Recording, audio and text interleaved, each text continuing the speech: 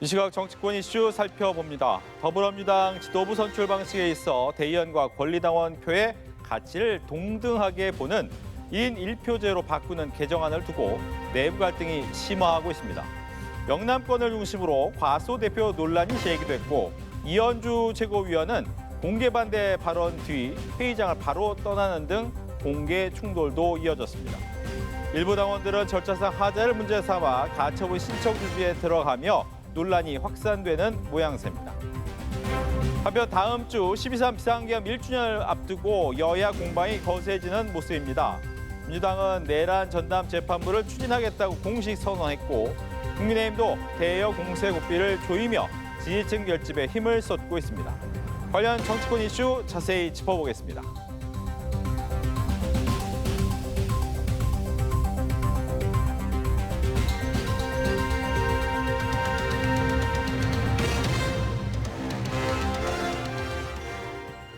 관련 내용을 포함한 정치권 이슈들 강성필 더불어민주당 부대변인 유이동 전 국민의힘 의원 두 분과 함께하겠습니다. 안녕하십니까? 어서 오십시오. 안녕하세요. 네.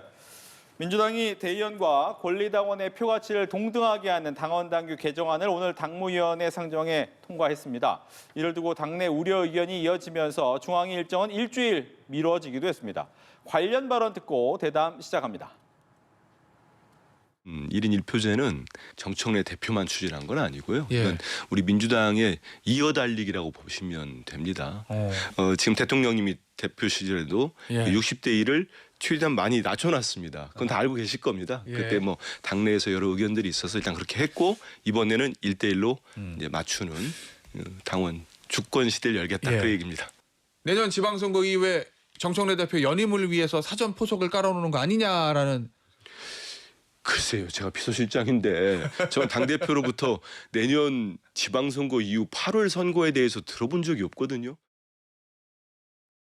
절차의 정당성과 민주성 확보, 그리고 취약 지역에 대한 전략적 문제, 과소대표되고 있는 이 취약 지역에 대한 우려 등등이 실제 논란의 핵심이라고 생각합니다. 당시에 이재명 당대표께서는 대의원제를 사실상 폐지하는 수준까지 가는 것은 취약 지역에 대한 우려, 그리고 여러 문제들이 있음을 인식하면서 그 정도로 하자고 하셨습니다. 불과 1개월 가입 당원의 참여, 권리당원의 16.8%밖에 참여하지 않은 여론조사 이런 것들을 생각한다면 정해졌으니 무조건 따라오라라는 식의 방식은 민주적 절차에 부합하지 않는다 이렇게 생각합니다. 네. 정청래 대표가 추진하고 있는 1인 1표제를 두고 일부 친명계 의원들을 중심으로 우려의 목소리가 나옵니다. 절차의 정당성이나 속도나 과소 대표 문제 등이 나오는데 당내 분위기는 어떤 겁니까? 어떤 그 큰 정책 결정이 있으면 당연히 이제 찬성이 있고 반대가 있고 그런 거 아니겠습니까? 그리고 또 이제 현역 의원들 같은 경우는 또 본인의 지역구를 중심으로 또 원외위원장들도 본인의 지역위원회를 중심으로 사실 의견이 갈릴 수가 있는 문제라고 저는 충분히 생각을 합니다.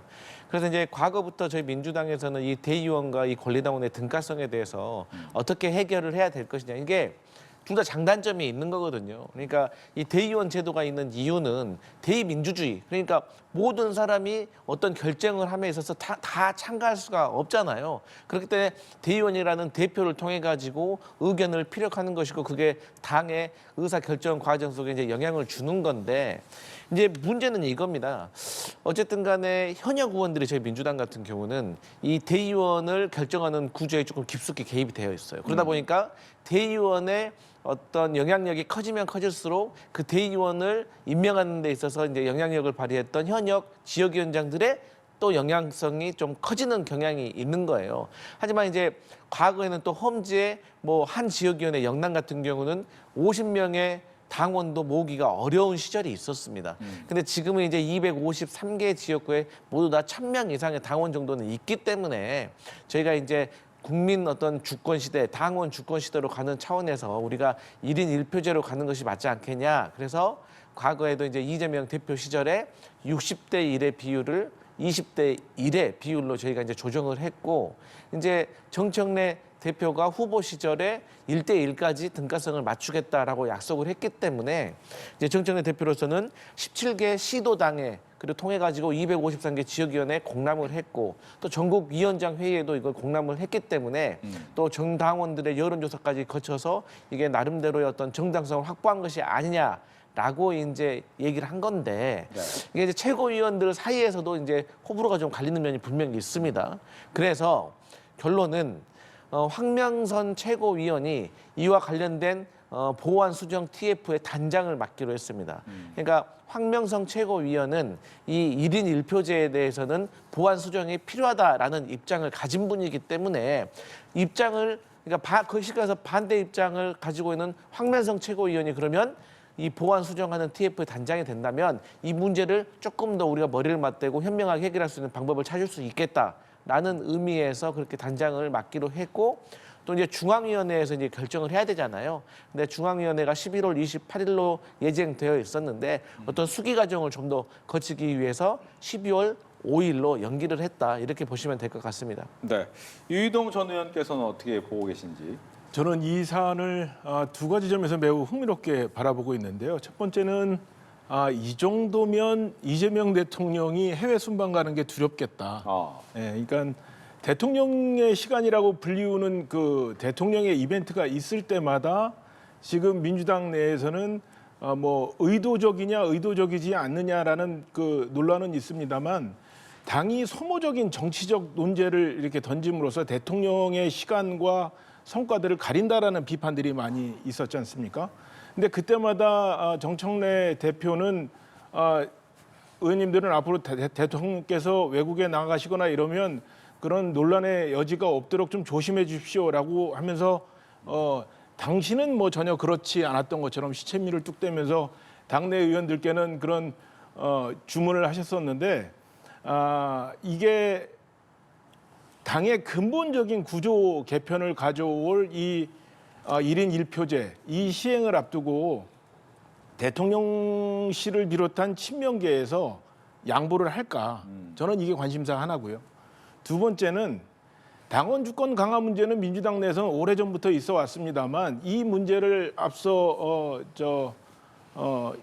한민수 비서실장도 이야기하고 이현주 의원도 얘기한 것처럼 이 문제를 처음 문제 제기를 한 것은 실천을 옮긴 것은 이재명 당시 대표였거든요. 네. 60대 1을 20대 1로 바꾸는 변화를 했었으니까 그러니까 정청래 대표 입장에서는 아닙니다. 이거는 대통령의 뜻을 거스르는 게 아니라 대통령의 뜻을 이어가는 겁니다라고 명분을 삼아서 지금 이렇게 계속 진행하고 있는 것이고 설마 이것을 반발을 하더라도 이 명분은 우리가 갖고 있는 거기 때문에 친명계에서 쉽게 반발을 하지 못할 것이다라고 생각을 했는데 지금 뭐 중앙위원회가 일주일 정도 연기되는 이 사태가 벌어졌는데 이 일주일 동안 과연 대통령실의 반발을 정청래 대표께서 이겨내실 건지 아니면 순응을 하실 건지 저는 이 부분이 관심사입니다. 네, 결과적으로 정청래 대표 연임하는 포석이다라는 이제 우려가 나오는 가운데 대통령실이 여기에 대한 얘기를 뭐 직접적으로 안 할 수는 있겠지만 그 부분을 과연 헤쳐나갈 수 있겠느냐라는 의문이에요. 근데 이제 그 정청래 당 대표가 내년 지방선거에 승리한 다음에 본인이 또 당 대표를 하기 위해서 쉽게 말해서 이제 연임하기 위해서 나름대로 이 레일을 깔고 있는 것이냐 아니냐 이제 이런 오해들이 있을 수가 있죠. 뭐 당장 국민의힘에서도 이제 그렇게 이제 공격을 하잖아요. 근데 이제 저는 이런 생각을 해봤습니다. 그러니까 정청래 대표 마음속에 제가 안 들어가봐서 어떤 마음을 가지고 있는지는 모르겠으나 이 당원과 이 대의원과 관련을 이 등가성을 1대1로 맞춘 것이 정청래 대표가 내년 지방선거 이후에 당 대표가 연임하는 데 있어서 결코 도움이 될까라는 저는 의문점이 듭니다. 그 이유가 뭐냐면 예를 들어서요. 지금 이제 법사위 위원들 같은 경우 민주당의 법사위 위원들은 이번에 이제 뭐 반발을 했던 검사장들 징계해야 된다. 그리고 이제 내란 전담 재판부 설치해야 된다. 이게 이제 법사위원들의 의견이에요. 이런 의견들을 누가 가장 적극적으로 서포트해주고 있냐? 이 적극 지지층들이 서포트를 해주고 있거든요. 근데 반면 지금 정청래 당 지도부는 이 내란 전담 어떤 그 재판부라든지 검사장 징계와 관련해 가지고 의견에 동의는 하지만 이걸 실제로 행동에 옮기고 있지는 않아요. 그렇기 때문에 오히려 적극 지지층들이 요즘은 김용민 법사위 간사 잘한다. 정청래 당대표 왜 망설이느냐 이렇게 비판을 하고 있어요. 그렇기 때문에 이 1인 1표제가 된다고 하면 향후에 이 정청래 당대표가 당대표 되기 전에는 그들의 지원을 받아서 당대표가 됐다고 하더라도 당대표가 된 이후에는 절대로 이 적극적인 이 당원들의 모든 것들을 당대표가 지도부가 이 수렴해 줄 수가 없기 때문에 이게 갈등이 생길 수가 있어요. 그것을 정청래 당대표가 모를 리가 없습니다. 그렇기 때문에 어떤 이제 당원 주권 시대에 맞춰서 본인의 공약을 지키려고 하는 것이지 정청래 당대표의 연임과 관련해서 이 포석을 까는 것은 아니다. 저는 그렇게 분석하고 있습니다. 네, 연임을 위한 포석은 아니다라고 보셨고요. 그건 전 누가 봐도 이건 연임 도전의 사인이라고 저는 보고 있거든요. 그러니까 정청래 대표한테는 이재명 대통령의 성공 방식이 매우 유효한 교과서, 참고서다. 저는 이렇게 생각을 하고 있습니다. 당대표 연임. 예, 그리고 강성 지지자들을 중심으로 해서 연임에 도전하고 연임에 성공하면 이제 대권에 도전한다. 이렇게 보고 있거든요.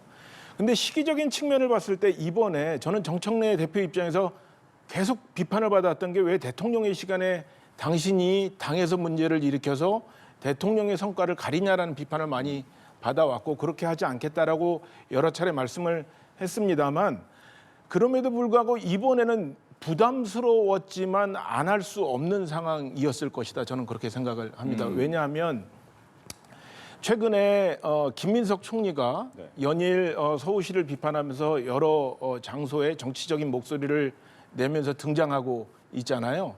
그런데 일각에서는 김민석 총리가 서울시장을 향후에 도전하려고 하는 포석이다 이렇게 보지만 여의도에 있는 분들은 그렇게 생각하지 않거든요. 이 김민석 총리는 다음번에는 전당대회에 도전을 할 것이다.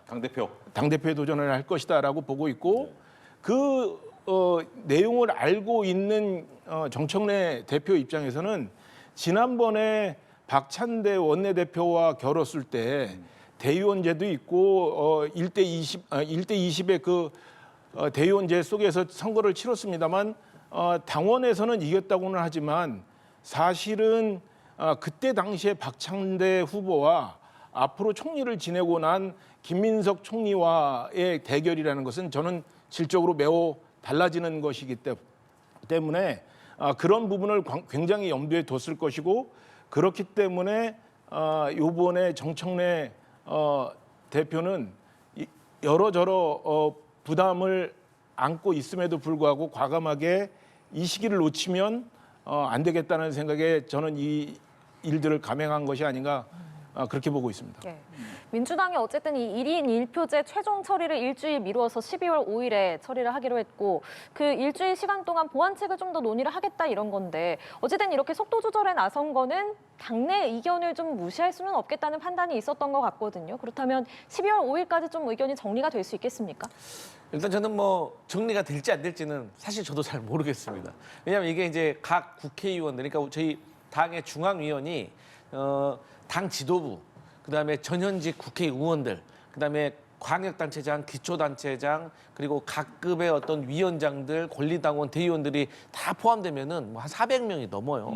그리고 이제 이재명 대표 시절에 와가지고는 중앙위원회가 전폭적으로 이재명 대표를 지지를 해줬습니다. 근데 사실 그 전에 대표들 때 제가 중앙위원회를 바라보면 대표들이 상당히 긴장하고 나갔어요. 왜냐하면 국회의원들이고 뭐 시장, 군수, 뭐 도지사 이런 분들이기 때문에 상당히 본인들의 의견에 대해서 또 각자의 이익이 또 걸려 있는 문제에 있어서는 어떤 단호하게 의견을 얘기하는 그런 편이었고 또 이게 다중이 모인 곳에서 논리와 논리로 이렇게 의견을 주고 받아야 되기 때문에 무작정 밀어붙일 수가 없는 게 저희 민주당의 중앙위원회였습니다. 네. 그렇기 때문에 중앙위원회에서 결정되기 전까지 사실 이제 정청래 당대표로서는 나름대로 이제 수정 보완을 잘 할 수 있겠는가가 중요한 것이다. 예.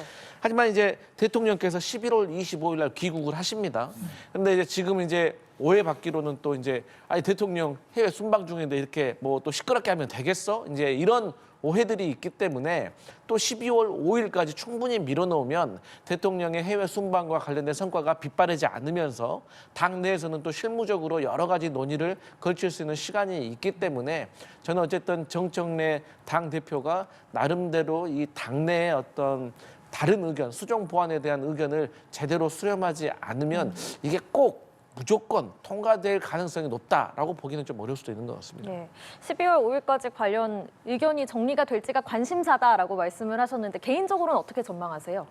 글쎄요, 제가 보기에는 이 사안을 관철시킬 수 있다라는 자신 없이 시도하지는 않았을 것 같아요. 어떤 지도부든 이런 유사한 논쟁이 많은 당의 사안이 있을 때 당 지도부가 추진하는 것들을 보면 이 문제가 절차적으로 완벽하게 깔끔하게 해결될 것을 다 상정을 하고 준비를 한 상태에서 하게 되거든요. 그런데 이번 같은 경우에는 이 사안을 반대하는 주체가 너무나 분명하고 또 그 주체들의 목소리가 워낙에 크기 때문에 좀 지켜봐야 될 것 같습니다. 특히 제가 봤을 때 이게 중앙위원회 결정이 일주일 정도 연기된 것은 아마 오늘 저 회의장에 들어가서 제가 저 회의장에 들어가지는 않았습니다만 제가 예상컨대 미뤄 짐작컨대 저기 안에 들어가 있는 소위 말하는 친명이라는 사람들이 친명 그룹들이 이게 지금 당의 근본적인 구조를 바꾸는 것은 대통령이 국정 운영의 파트너로 삼고 있는 여당의 구조를 바꾸는 거라 대통령한테도 직접적인 영향이 있는데 대통령 없는 상태에서 이렇게 바로 번갯불에 콩고 먹듯이 결정을 해서야 되겠느냐라는 목소리를 냈을 거고요. 아마 모르긴 몰라도 대통령실에서도 비슷한 의견을 주지 않았을까 저는 그렇게 예상을 합니다. 제 경험상. 왜냐하면 대통령실의 정무수석실이 하는 역할들이 그런 것들이거든요. 그래서 보이게 보이지 않게 그런 의견들이 조율이 됐을 거고 당대표 입장에서는 자신의 결정을 일주일 미룬다는 건 상당히 이례적이고 힘든 결정이어서 일주일을 연기한 만큼 그 안에서 어떤 타협점을 찾지 않을까 저는 그렇게 생각합니다. 네. 앞선 2022년에는 중앙위에서 당원 개정안이 부결된 사례도 있더라고요. 이번에는 어떠겠습니까? 그래서 제가 앞서 말씀드렸듯이 저희 민주당의 이제 중앙위원회는 상당히 민주적이고 또 자유로운 토론이 오가는 과정 속에서 이게 당론이 결정이 되는 구조로 되어 있기 때문에 이게 제대로 된 수기 과정과 제대로 된 어떤 의사결정 구정 속에서 어떤 합의가 되지 않으면 그래서 통과되지 않을 가능성도 있다라는 점을 제가 말씀드렸고 그렇기 때문에 또 구성원들을 설명드리면 전현직 국회의원들, 뭐 광역도지사, 광역시장, 뭐 광역시의원, 도의원들, 뭐 각급 어떤 위원회 어떤 이 위원장들이 다 포함되어 있습니다. 또 추천받은 권리당원과 대의원도 또 들어 있습니다. 그렇기 때문에 여기에 대해서는 수기 과정에서 제대로 된 논의가 이루어지지 않으면 그냥 당대표가 밀어붙인다고 해서 통과되는 그런 구조가 아닙니다. 근데 이제 저는 그럼에도 불구하고 뭐 배팅을 한다고 하면 통과되지 않을까? 수정 보완을 거쳐서. 왜냐하면 어쨌든 간에 그 모든 사람들도 다 어떻게 보면 당원이잖아요. 근데 당원에게 이제 1대1의 등가성을 부여한다는 거는 어쨌든 당원으로서는 환영하는 입장이기 때문에 저는 어쨌든 수정 보완을 거쳐서 그래도 통과되는 방향으로 가지 않을까 저는 그렇게 예상합니다. 네. 중앙위에서 통과될 것이냐, 부결될 것이냐 어떻게 전망하세요? 저는 일주일 동안 양쪽이 정청래 대표 쪽 그리고 친명 쪽 이 양쪽이 두 가지 방안을 동시에 강구할 거라고 생각을 합니다. 하나는 1대 20이었던 것을 1대 1로 바꾸는데 그러면 1대 1이 불편하다면 1대 10은 어떠냐? 1대 15는 어떠냐? 1대 5는 어떠냐? 이렇게 숫자를 조정을 1차적으로 한쪽에서는 할 거고요. 그런데 어떤 숫자를 조정하더라도 이것은 우리가 불리한 입장이다. 이건 우리가 받아들일 수 없다라고 한다면 그렇다면 우리는 이것을 어떻게 관철시킬 것이냐 또 반대편에선 이걸 어떻게 부결시킬 것이냐를 동시에 두 가지 플랜을 놓고 고민하고 있을 거라고 저는 생각합니다. 네, 뭐 정당은 항상 고민인 것이 당심이냐 민심이냐 어디를 좀 많이 따라야 좀 유리할까 고민을 하는데 뭐 이런 1인 1표도 비슷한 의미겠지만 국민의힘의 지방선거 총괄기획단은 지방선거 경선할 때 이거 당심 반영이 좀 더 높아야 된다. 50에서 70으로 좀 올리자라고 얘기를 하니까 현 상황에서 뭐 정당 지지율이 그렇게 좋지 않으니까 네. 민심 반영하는 게 더 필요한 거 아니냐라는 또 반론도 있지 않습니까? 네. 그거 어떻게 봐야 됩니까? 그러니까 민주당의 1인 1표제 도입을 통한 뭐 당원권 강화 움직임도 그렇고요. 지금 국민의힘의 70대 30으로 변화하자라는 움직임도 그렇고, 저는 양당 모두가 아직 뭐 최종적인 결정을 내리지는 않았습니다만, 대한민국 정치가 지금처럼 양극화될 때에는 조금 자제하는 것이 어떨까, 다른 대안을 찾는 것이 어떨까, 이런 의견을 갖고 있습니다. 왜 그러냐면 현대민주주의를 뭐 대의민주주의라고 하고, 대의민주주의의 꽃은 정당인데요. 정당이 있는 모든 국가들은 크게는 양당제 시스템을 운영하는 나라가 있고 다당제 시스템을 운영하는 나라가 있습니다. 그런데 다당제를 운영하는 경우에는 당의 노선과 목표가 비교적 분명하고요. 거기에 참여하는 당원들도 상대적으로 적으면서도 자신들이 관철하고자 하는 목표가 분명한 분들입니다. 그래서 이분들은 다당제 속에서 당과 당이 연대를 하면서 결국에는 국민들이 원하는 중간값을 찾아가기 마련이거든요. 네. 그런데 양당제 시스템에서는 이 다당제에서 이루어졌던 그 여러 정파들 간의 정치적인 타협과 협상이 이루어지지 않고 당 내에서 이루어집니다. 그래서 우리 양당제 시스템을 영어적 표현으로 얘기하면 캐치 올 파티라고 하고요. 모든 현안과 이슈를 다 잡는다는 측면에서 우리말식 표현으로는 백화점식 정당이라고 하거든요. 그래서 양당제 시스템에서는 양당이 취하는 정책이 뭐 이렇게 크게 차이가 나기가 현실적으로 어렵습니다. 그런데 지금 대한민국은 양당제 시스템이기 때문에 중도의 목소리를 그 각 당에서 받아내지 않으면 사실은 중도에 계시는 분들이 소외되고, 최근에 여론조사를 보면 중도층 비율도 계속 늘어나고 그렇지 않습니까? 그렇게 되면 정치에 대한 혐오감도 늘어나고, 그렇기 때문에 최대한 당이 당내에서 이런 중도적 목소리를 담아내는 노력을 게을리해서는 안 되겠다. 그런 점을 좀 심각하게 고민해 주셨으면 좋겠다. 이런 말씀을 드리고 싶습니다. 네, 뭐 국민의힘 상대당 얘기지만 기존의 50%에서 70%로 당신 반영 비율을 좀 바꾸겠다. 결정되지는 않았습니다. 여기에 대한 이야기 듣습니다. 일단 그 당내 선거를 할 때는 뭐 당원들의 비율을 높이는 게 저는 일괄 타당할 수 있다고 생각을 합니다. 그런데 이제 공직 후보자를 뽑을 때는 당원이 아닌 일반적인 국민들이 또 원하는 상이 있는 거거든요. 그렇기 때문에 민심을 좀 넓히는 것이 좀 어떨까, 이런 생각을 많이 해왔고, 이게 양당 모두가 다 그렇게 해왔습니다. 그래서 이제 공직선거보자 후보자 뭐 할 때는 뭐 총선이나 지방선거 때는 뭐 5대5 비율로 많이 해왔죠. 그리고 이제 당내 뭐 당대표를 뽑는다거나 그럴 때는 이제 뭐 7대3 비율도 하고 뭐 100% 하기도 한 적도 있었다고 제가 알고는 있습니다. 근데 그런 차원에서 특히나 지금 국민의힘의 정당 지지율이 상당히 높은 이 정도 수준이라고 하면 뭐 7대3을 해도 저는 무방하다고 생각하는데, 지금 현재 국민의힘의 정당 지지율이 아주 오랜 기간 동안 장기적으로 20% 박스권을 지금 갇혀 있는 상황이거든요. 이런 상황에서 중도층의 의견을 조금 더 반영을 하는 것이 이게 선거에서 좀 더 확장성이 있지 않을까? 근데 그럼에도 불구하고 7대3으로 당원의 비율을 더 높인다라고 한다면 저는 이런 룰을 제안한 분들에게 어떤 의도가 있지 않을까? 이런 생각이 들더라고요. 그러니까 뭐 예를 들어서 공교롭게도 국민의힘에서 지방선거 기획단 단장을 맡고 계신 나경원 의원 같은 경우도 서울시장 선거에 출마할 수 있다는 저는 이제 이런 정가의 어떤 말들이 있거든요. 그러면 본인이 오세훈 현재 서울시장과 경선을 해야 되는데 민심을 열면 열수록 나경원 의원에게 조금 가능성이 낮아지지 않을까? 하지만 최근에 어쨌든 당 지도부와 주류와 함께 입장을 함께 하고 있는 이 나경원 의원으로서는 당원 비율이 높아진다면 해볼만 할 수도 있겠다라는 생각이 들더라고요. 그러니까 그래서 이건 제 추측인데, 그렇기 때문에 이러한 어떤 정치적인 계산을 하고 있는 분들이 저는 당원의 비율을 높이려고 하는 것이 아닌가라고 그냥 좀 비판적인 생각이 좀 들더라고요. 그래서 저는 당 지지율이 낮은 지금 상황에서는 오히려 민심의 비율을 높이는 것이 국민의힘에게 조금 더 유리한 결과를 안겨주지 않을까, 그런 생각해 봅니다. 네, 알겠습니다.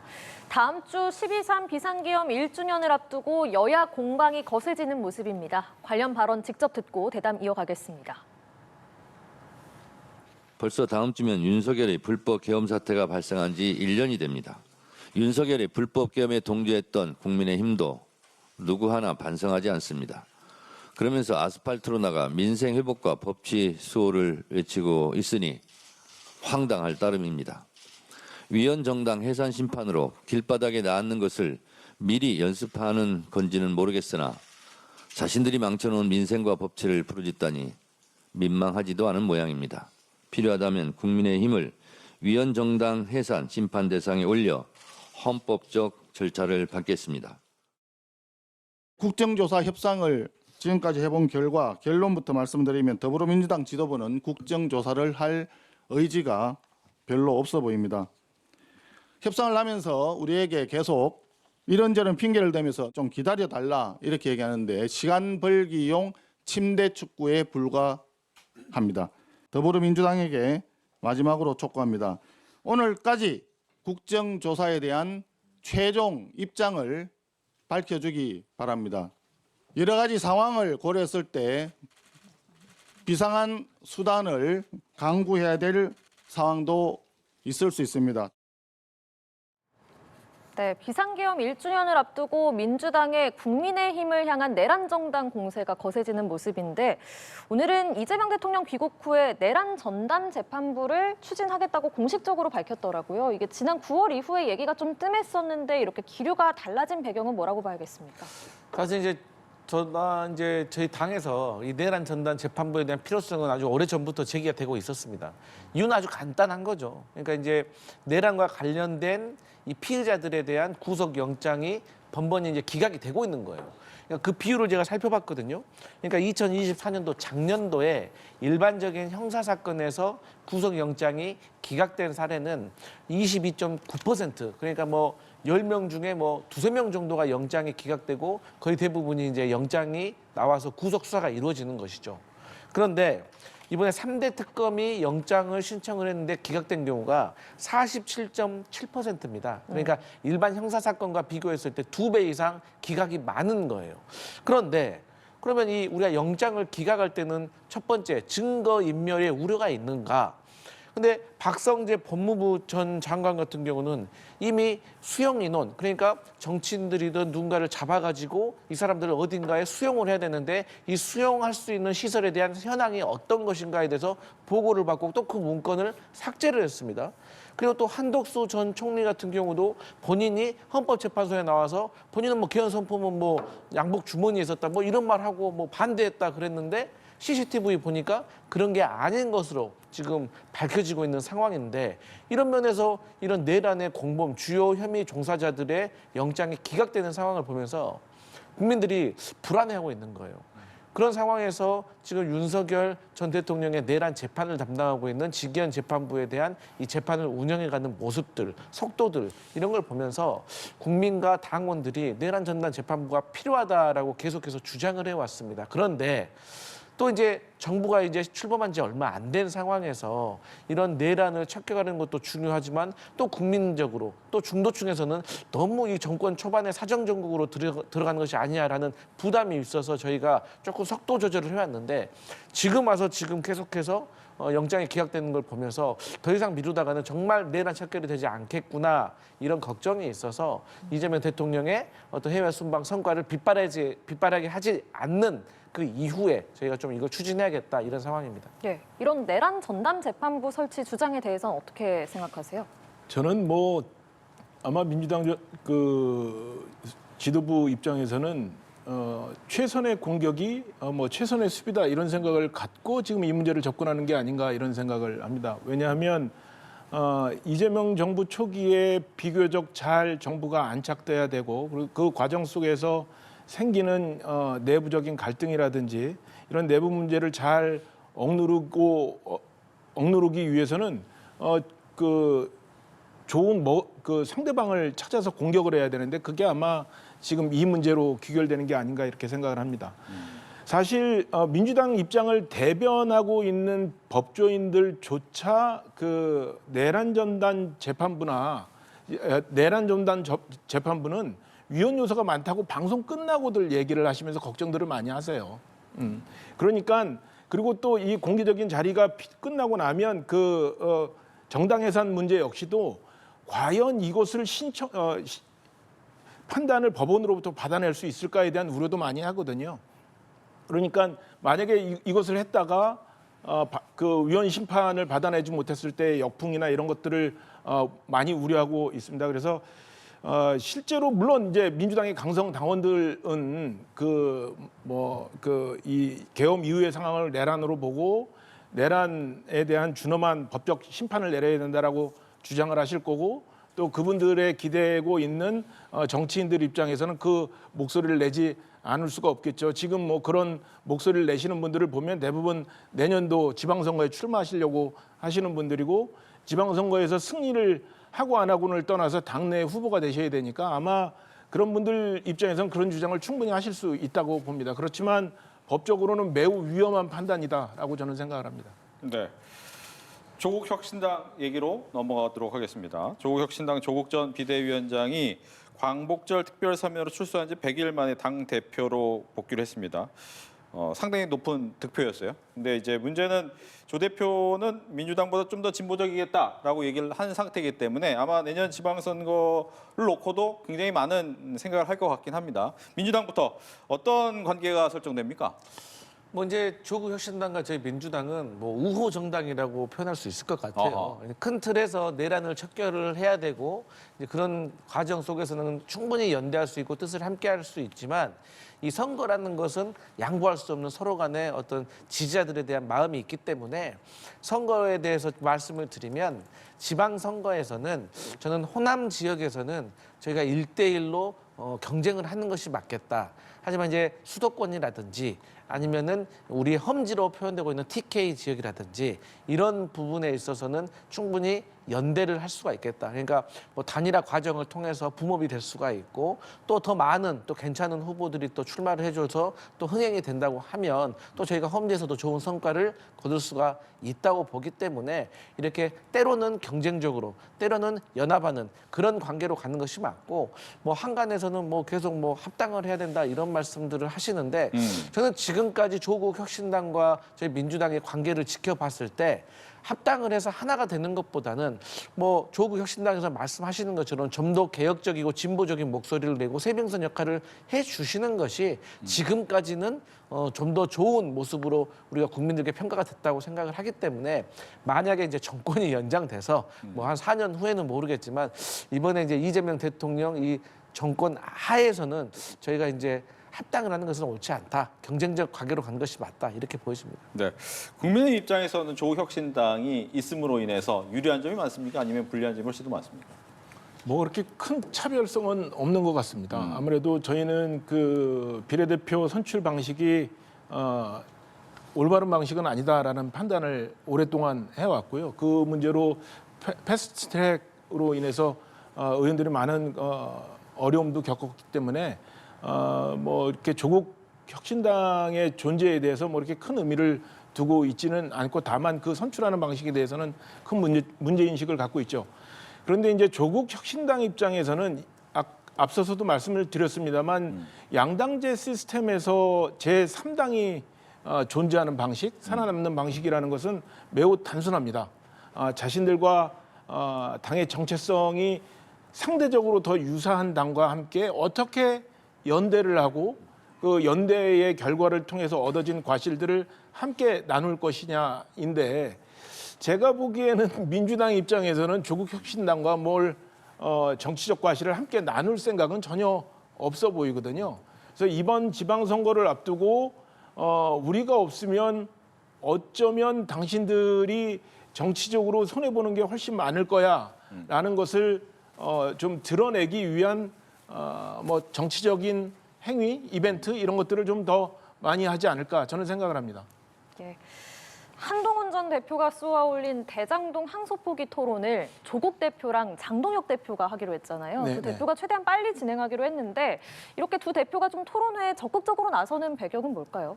뭐 장동혁 대표 입장에서는 분명하겠죠. 앞서서도 저 송은석 원내대표가 의원총회였던 것 같은데, 의원들한테 보고하는 내용을 들어보면 민주당이 국정조사에 임할 것처럼 처음에 먼저 제안을 해놓고 국정조사를 안 하는 방식으로 지금 이렇게 피하고 있잖아요. 국민의힘 입장에서는 이 문제를 적극적으로 제기함으로써 다시 한번 국민들께 민주당 정부, 또 특히 이재명 대통령이 갖고 있는 사법적 리스크를 환기시킴으로써 이 정부가 매우 위험한 방향으로 갈 수 있다. 그리고 사법 시스템을 그런 목적으로 악용할 수 있다라는 것을 환기할 필요가 있는데 그런 점에 있어서 야당 대표와 이 문제를 논의하게 된다면 토론하게 된다면 장동혁 대표 입장에서는 당의 입장을 분명히 얘기하면서 민주당의 잘못을 이렇게 항소포기에 대한 잘못을 지적할 수 있으니까 매우 좋은 걸 텐데 예. 저는 조국 대표의 입장이 조금 신기했습니다. 네. 왜 이 문제를 제기해서 먼저 토론을 하자고 했을까? 아마 지금 민주당 입장에서는 이 토론을 하자는 것에 화들짝 놀랐을 거예요. 왜 다 죽어가는 자기네들은 억지로 이렇게 죽여가고 있는 이 의제를 다시 불러일으켜가지고 사방에 다시 모든 사람들께 회자될 수 있도록 이 의제를 다시 키우느냐 이거에 대한 불만이 많을 거라고 생각을 하고요. 아마 민주당에서도 그 불편한 입장을 조국 대표한테 충분히 전달하지 않을까 저는 그렇게 생각을 합니다. 국민의힘에서는 정청래 대표 토론회 참가해라, 3자 토론회 가자 이렇게 제안을 하고 있는데 과연 성사가 되겠습니까? 아니, 정청래 대표로서는 응할 이유가 없죠. 그러니까 지금 이런 어떤 얘기들이 나오는 게 대외적으로는 어려움에 처한 조국 대표, 대내적으로는 어려움에 처한 장동혁 대표. 그러니까 둘이 공감대가 맞는 거예요. 그렇기 때문에 두 분 다 정치적으로 이슈를 만드는 것이 본인들의 지금 정치 역정에 있어서 도움이 된다고 판단했기 때문에 이 호랑이 등에 올라탄 겁니다. 그런데 만약에요, 정청래 대표가 여기 참전을 하잖아요. 그러면 조국 대표와 정청래 대표가 같은 편으로 볼 수가 있잖아요. 그러면 장동혁 대표가 혼자니까 외롭잖아요. 그러면 이게 형평성이 안 맞거든요. 그렇게 되면 자연스럽게 이준석 대표도 여기 들어가야 됩니다. 그래야지 2대2로 같이 균형이 맞거든요. 그러면 이거 누구에게 좋겠습니까? 이거는 정청래 여당 대표에겐 좋은 게 하나도 없어요. 오히려 이준석 대표, 조국 대표, 장동혁 대표, 정청래 대표로서는 급이 안 맞다고 생각하는 분들에게만 과실이 가기 때문에 저희 민주당으로서는 정청래 대표로서는 이 판을 깔아주는 것이 어리석은 일이 되기 때문에 저희로서는 토론에 응할 가능성이 없다. 예. 그래서 저는 이제 필요하다면 조국 대표와 장동혁 대표 두 분께서 하시는 게 맞다 이렇게 봅니다. 알겠습니다. 지금까지 강성필 더불어민주당 부대변인 유이동 전 국민의힘 의원과 이야기 나눴습니다. 고맙습니다.